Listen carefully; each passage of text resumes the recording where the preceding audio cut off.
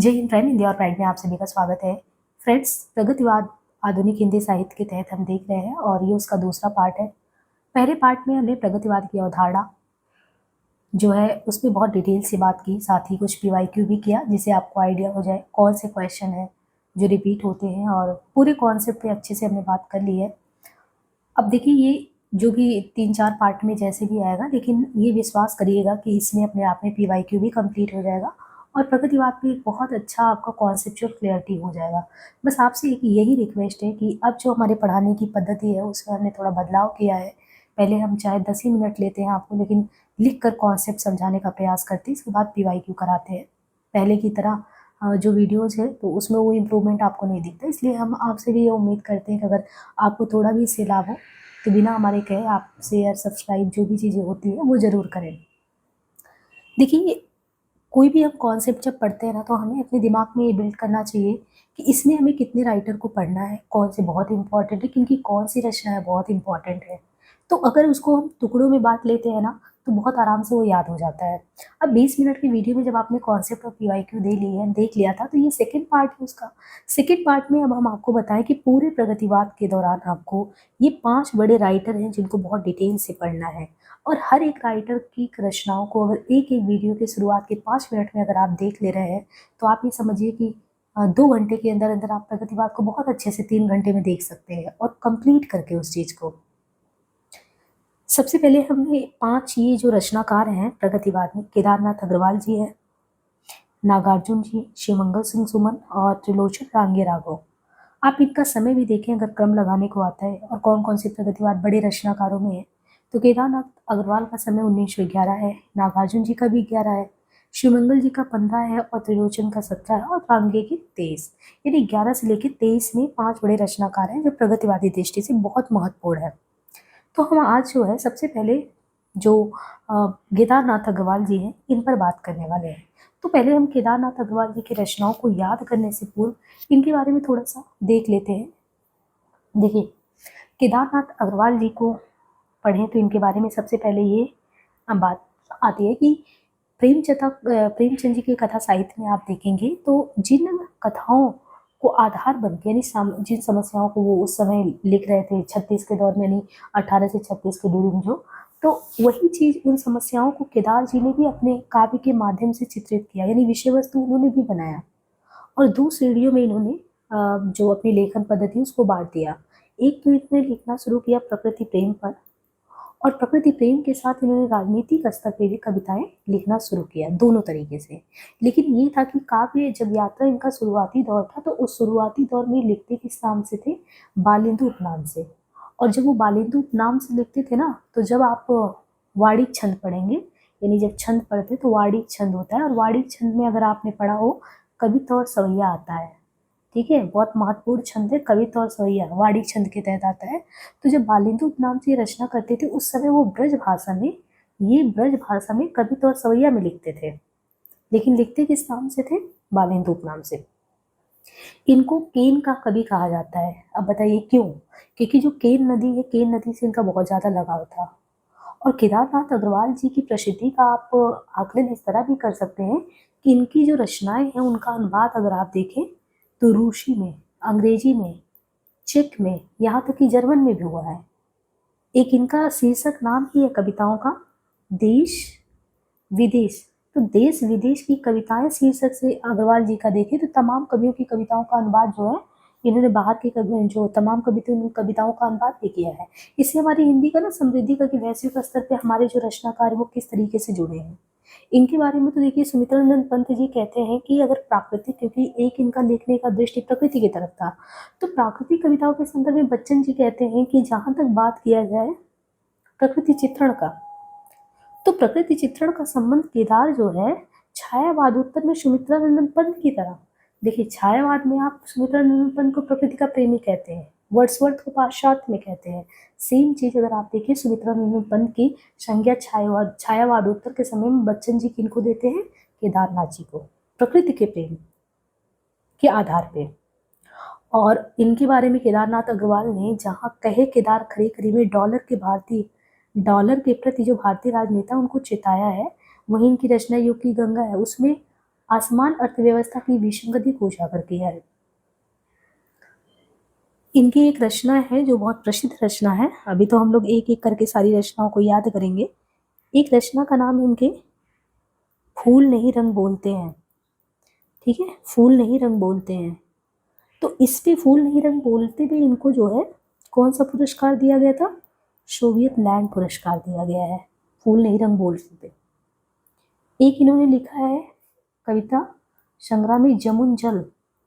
जमुन जल तुम, देखिए नाम ही है, जमुन जल तुम हो, हे मेरी तुम हो।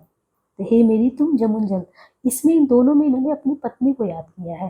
तो ये ऐसे भी आपको याद हो सकता है कि ये अपनी पत्नी को जमुन जल तुम, हे मेरी तुम। और खेत के दृश्य को कविता में इन्होंने धरती को राधा और कृषक को कृष्ण का प्रतीक माना है। केदार जी को 1986 में जो है साहित्य अकादमी पुरस्कार भी प्राप्त हुआ है अपूर्वा के लिए। तो बहुत सारी चीजें हमने देख ली। केदारनाथ अग्रवाल जी का समय 1911, बालेंद्र उपनाम से लिखते थे, केन के कवि कहलाते हैं। बच्चन जी ने इन्हें छायावाद उत्तर पंथ कहा है। राजनीतिक और प्रकृति प्रेमी दोनों रहे तो दोनों देश से लिखते थे। फूल नहीं रंग बोलते पे सोवियत लैंड मिला था। 1986 में अपूर्वा के लिए साहित्य अकादमी मिला। जमुन जल तुम, हे मेरी तुम अपनी पत्नी के संबंध में उन्होंने लिखा है। पहले ब्रज भाषा कवि सवैया में लिखते थे। और इनके अलावा जो है अर्थव्यवस्था पे भी कटाक्ष किए हैं और देश विदेश की कविताओं में बहुत सारे बाहरी कवियों के अनुवाद को भी इन्होंने अपनी लेखनी से एक तरीके से आबाद किया है। अब हम केदारनाथ अग्रवाल जो है उनकी जितनी रचनाएं हैं उनको हम देख लेते हैं ताकि ये प्रगतिवाद में आप केदारनाथ अग्रवाल का कोई भी क्वेश्चन आए गलत ना हो। अब ये बस देखिएगा कि ऐसा नहीं कोई बहुत अच्छी ट्रिक हम बनाने की कोशिश करेंगे, ऐसा कुछ नहीं है। एज ए स्टूडेंट ये है कि इसके सहारे अगर आपको 10 भी क्वेश्चन का थोड़ा हिंट रहेगा तो आप एलिमिनेट कर पाओगे। और देखिए ट्रिक बनाते तो आगे पीछे कहीं से जोड़ के बनाते तो वो सही नहीं है। हम कोशिश करेंगे कि अगर क्रोनोलॉजिकल यानी क्रम के अनुसार लगाने को आए तो हम क्रम से ही जोड़ने की कोशिश करते हैं, बस आपको उसको विजुअलाइज करना है। ठीक है, मुझे जो समझ में आया है तो विजुअलाइजेशन के तौर पे हम कोशिश कर रहे हैं कि अगर आप भी अगर बना के करेंगे तो आपको याद होगा। देखिए जैसे इन्होंने कहा कि युग की गंगा, इमेजिन करना है आपको युग की गंगा, तो आप इमेजिन करो ये गंगा नदी है। 1947 की बात है, 1947 यानी आज़ादी जब मिला तो युग की गंगा में कह रहे हैं कि जब युग की गंगा ये है 1947 अपनी भारत आज़ाद हो गया तो युग की गंगा वो है। अब युग की गंगा में जब कोई व्यक्ति गंगा में स्नान करने जाता है और वो व्यक्ति जो है इस तरीके से खड़ा होता है तो ऊपर वो कहाँ देखता है? बादल की तरफ। इमेजिन करिए आप युग की गंगा में खड़े हैं और बादल की तरफ देख रहे हैं, और क्योंकि आप बादल की तरफ देख रहे हैं तो जो आपकी आंखें हैं नींद में है, बंद करके आप सुबह सुबह युग की गंगा में डुबकी लगाने चले गए, बादल ऊपर देख रहे हैं और नींद में बादल देख रहे हैं। ऐसे नहीं कि गंगा में डुबकी लगा रहे हैं लेकिन गंगा में डुबकी लगाने गए हैं लेकिन नींद में है, तो नींद में आप बादल की तरफ देख रहे हैं। अब जैसे ही आपने डुबकी लगाया, यहाँ पे इमेजिन करिए कि जैसे ही आपने डुबकी लगाया तो गंगा का पानी बड़ा निर्मल होता है, और जैसे ही उस निर्मल पानी में आपने डुबकी लगाया, आलोक यानी आलोक का मतलब एक तरीके से होता है प्रकाश बिखरना। क्यों? क्योंकि वो गंगा का पानी इतना निर्मल इतना स्वच्छ है कि आपके चेहरे पर प्रकाश आ गया, इस लोक में रहते हुए प्रकाश आ गया। ये बहुत बड़ी बात है क्योंकि वो मटमैली नहीं है, बहुत निर्मल है गंगा का पानी। तो 1957 यानी 47 से 57 सीधे 10 साल देखिए अंतर आ गया। सीधे मतलब आपने युग की गंगा में जैसे ही डुबकी लगाया आप 10 साल पहले वाले दिखने लगे, यानी आपके चेहरे पर आलोक आ गया बिल्कुल। अब आपका रंग बोल रहा है, कैसे? फूल की तरह खिलखिला उठा। फूल नहीं रंग बोलते हैं। 47 57 प्लस 65 नहीं, यहाँ 47 57 में 10 साल का है। फिर आप देखिए 1965 की बात है, फूल नहीं अब रंग बोल रहे हैं। अब अगर फूल नहीं रंग, आपका रंग इतना साफ हो गया तो अब आईना देखिए जाके, आईने में चमक आ गया। 5 साल बाद आप देख रहे हैं तो आईने में चमक दिख रहा है गुल मेहंदी की तरह, तो चेहरा चमक रहा है गुल मेहंदी की तरह। अच्छा, वहाँ पे जब आपने डुबकी लगाया होगा तो डुबकी में लगाने पे जब गंगा पानी में आप डुबकी लगाए तो आपको खरपतवार दिखा? नहीं दिखा होगा। लेकिन बम्बई का रक्त स्नान करते तो शायद वहाँ बहुत गंदगी दिख जाता, लेकिन क्योंकि गंगा में डुबकी लगाए थे ना, तो यहाँ के स्नान में आपको वो चीज़ नहीं दिखा, पतवार नहीं दिखा। अब हमने अभी देखा था हे मेरी तुम जमुन जल तुम, ये अपनी पत्नी को याद करते हुए लिखे थे 81 में। तो हे मेरी तुम अगर वो अपनी पत्नी को याद कर रहे हैं तो वो कहेंगे ना अपनी पत्नी को हे मेरी तुम मार प्यार की थापे, और ये अपनी पत्नी से कह रहे हैं कौन, कहे केदार खरी खरी। अपूर्वा के लिए हमने देखा इनको साहित्य अकादमी मिला। तो अपनी पत्नी जमुन जल तुमसे हे मेरी तुमसे कहते मार प्यार की थापे, केदार कहते हैं। और अपूर्वा के लिए क्योंकि इतने प्यार से कहते हैं तो उनको साहित्य अकादमी भी मिलता है। और जमुन जल तुम भी इसी समय लिखे थे। और कहते बोल बोल अबोल जो शिलाएं तोड़ते हैं आत्मगंध। इन्होंने बहुत सारे व्यंग जो है राजनीति पे भी किए हैं। तो इन्होंने बोल बोल अबोल क्योंकि प्रगतिशील धारा के हैं तो बोल तो बोलेंगे ही। और इससे क्या है, सिलाए तोड़ना, यानी जो भी चीज़ें प्रगतिशील, तो एक तरीके से मार्क्सवादी सर्वहारा वर्ग ऐसा है। तो सर्वहारा वर्ग में एक चीज़ है, सभी के लिए आवाज़ उठता है ना, तो बोलने से इनकी सिलाएं टूटती है और वो गंध फैलता है। और जब फैलता है, आवाज़ उठता है, तो हरियाली आती है। खुली आंखें, क्योंकि प्रगतिशील चेतना की बात करता है, चेतनशील बनाता है, तो लोगों की आंखें खुलती हैं। फिर दीप, पुष्प दीप, यानी पुष्प के दीप जलते हैं, फूलों के दीप जलते हैं और पृथ्वी प्रसन्न हो जाती है। अब देखिए हमने क्या क्या याद किया, फिर से एक बार देखते हैं। इमेजिन करिए गंगा नदी में खड़े हैं, युग की गंगा में 1947 जस्ट आज़ादी मिला है।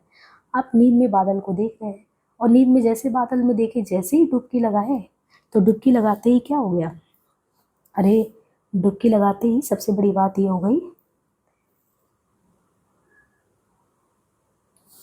जैसे ही आपने डुबकी लगाया तुरंत क्या हो गया, चेहरे पर आलोक यानी प्रकाश फैल गया। लोक में रह के आलोक की बात कर रहे हैं।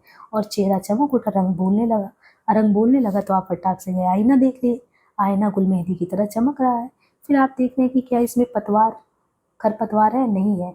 अरे बम्बई का वाला अगर घाट देखते हैं तो वहाँ पे पतवार दिखता है, लेकिन गंगा नदी में थोड़ी दिखेगा। हे मेरी तुम, फिर अपनी पत्नी को याद करते हैं, तो हे मेरी तुम कहते मार प्यार की थापे, तो 81 में दोनों है। फिर कहे केदार खरी खरी 83, अपूर्वा 84, जमुन जल तुम 84। और फिर यहाँ से राजनीति वाला जोड़ लीजिए कि वो कौन सा बोल बोलते हैं जिससे पत्थर टूट जाता है, शिला टूट जाते हैं और उसका गंध फैलता है और हरियाली धरती हो जाती है, डैने खुल जाते हैं, पुष्पदीप की वर्षा होती है, पृथ्वी प्रसन्न होता है। क्यों? क्योंकि ये सब है प्रगतिशील लेखक। और प्रगतिशील लेखक जो है सर्वहारा वर्ग के हित में बोलेंगे तो खरी खरी बात ही बोलेंगे, केदार मीठी मीठी बात नहीं बोलेंगे। तो इस ट्रिक को यानी 20 करीबन रचनाओं को याद करने के लिए एक तो आपको गंगा नदी वाले के माध्यम से 4-5 याद हो जाएंगे। दूसरा आपको राजनीति वाला ध्यान रखना होगा, बोल बोला बोल से लेके ये जो 5 है कि बोलने से सिलाए, यानी आपके बोलने से जो जकड़न है समाज में एक तरीके से वो सिला भी टूट जाता है और का गंध फैलता है, तो हरियाली आती है क्योंकि आंखें खुल जाती है, लोग चेतनशील होते हैं। फिर पुष्प यानी फूल की वर्षा होती है, पृथ्वी प्रसन्न होता है।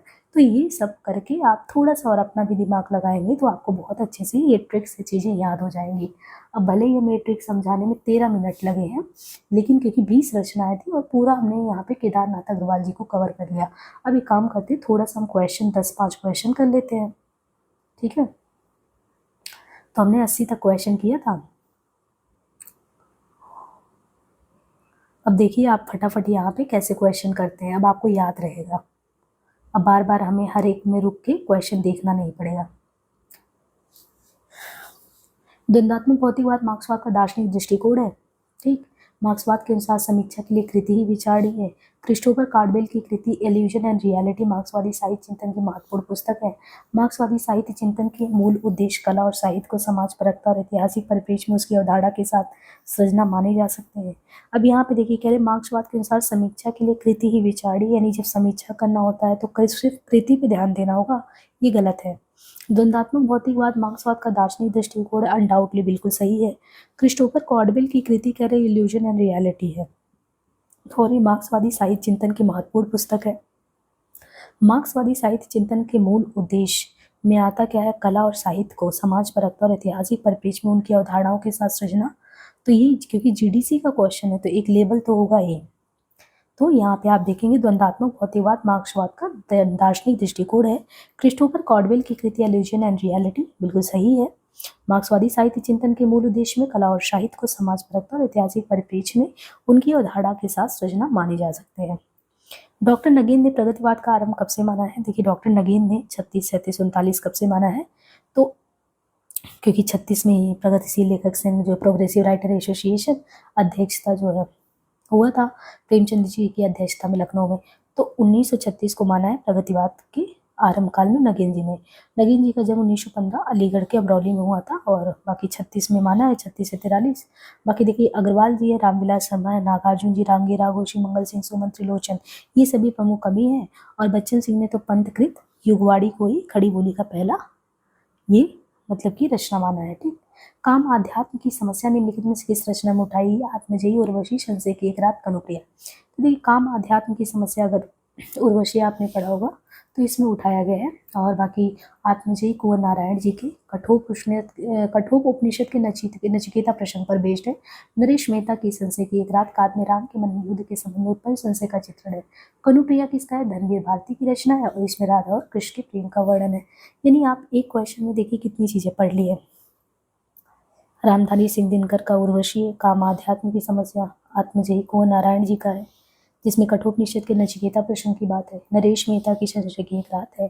काव्य में राम के मन में युद्ध के संबंध में उत्पन्न संशय की बात है। कनुप्रिया धनवीर भारती की रचना है और कनुप्रिया में राधा और कृष्ण के प्रेम का वर्णन है। निज के ही उन्मादक परिमल के पीछे धावित हो होकर वक्तव्य का क्या मतलब है? यानी इसका अर्थ क्या है? निज के ही उन्मादक परिमल के पीछे धावित हो होकर, वक्तव्य का मतलब अपने से बेगाना हो जाना, मादक पदार्थ सेवन से प्रमत्त हो जाना, पगलाए फिरते रहना, अपनी ही अंतः शक्ति को न समझ पाने से व्यर्थ भटकना। निज की ही उन्मादक परिमल के पीछे धावित होकर वक्तव्य का मतलब क्या है कि अपनी ही अंतः शक्ति को आप समझ नहीं पा रहे हैं। और ये बादल को घेरते देखा पंक्ति नागार्जुन की रचना से लिया गया है। फूल नहीं रंग बोलते हैं। अब बताइए, जैसे ही आप गंगा में डुबकी लगाएंगे चेहरे पर आलोक आ जाएगा और चेहरे पे आलोक आ जाएगा तो क्या होगा? रंग आपका बोलेगा, तभी तो आप आईना देखेंगे। फटाक से देखिए, आपने अगर ट्रिक तुरंत सुना होगा अच्छे से तो तुरंत गेस कर पा रहेंगे। और फूल नहीं रंग बोलते 1965 में कविता संग्रह है अग्रवाल जी का। 1911 इनका जन्म है। बालेंद्र उपनाम से लिखते थे, सत्य के पहले ही बता चुके हैं। अब आपको बार बार युग की गंगा, 47, नींद के बादल, आईना क्यों बार बार बताएंगे? एक बार कॉन्सेप्ट हमने क्लियर कर लिया। नागार्जुन जी का वास्तविक नाम क्या है? वैद्यनाथ मिश्र। अब नेक्स्ट हमने नागार्जुन जी का ले लेना है, वैद्यनाथ मिश्र। परंतु हिंदी साहित्य में उन्होंने नागार्जुन तथा मैथिली में यात्री उपनाम से लिखा है और काशी में रहते हुए उन्हें वैदेह उपनाम से भी कविताएं उन्होंने लिखा। बाकी इनका हम देख लेंगे नेक्स्ट पार्ट में। युगधारा, सतरंगों पंखों वाली, प्यासी पथराई आंखें, तुमने कहा था, तालाब की मछलियां, पुरानी जूतियों का कोरस, रत्नगर्भा। कौन सा कथन सही नहीं है? शिवमंगल सिंह सुमन प्रमुख प्रगतिशील कवि हैं। प्रगतिशील कविता में पूंजीवाद तथा पूंजीवतियों के प्रति प्रबल आक्रोश है। शिवमंगल सिंह सुमन तो है, प्रगतिशील कविता में क्या है? पूंजीवाद और पूंजीपति वर्ग के खिलाफ आक्रोश है कि नहीं है? तो वर्ग संघर्ष को प्रगतिशील कवियों ने हानिकारक बताया।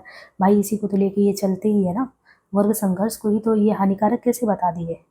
ये कथन सही नहीं है क्योंकि मार्क्सवादी दृष्टिकोण तो प्रगतिवाद का मुख्य आधार है, वो तो सर्वहारा वर्ग के हित की बात करता है, तो ये तो गलत हो गया। प्रगतिवाद सामाजिक यथार्थवाद के नाम पर चलाया गया एक सामाजिक आंदोलन है। कथन है वर्ग संघर्ष की साम्यवादी विचारधारा और उस संदर्भ में नए मानव, नए हीरो की कल्पना इसका उद्देश्य था। मतलब ए और आर में आप देखेंगे तो कौन सा सही है?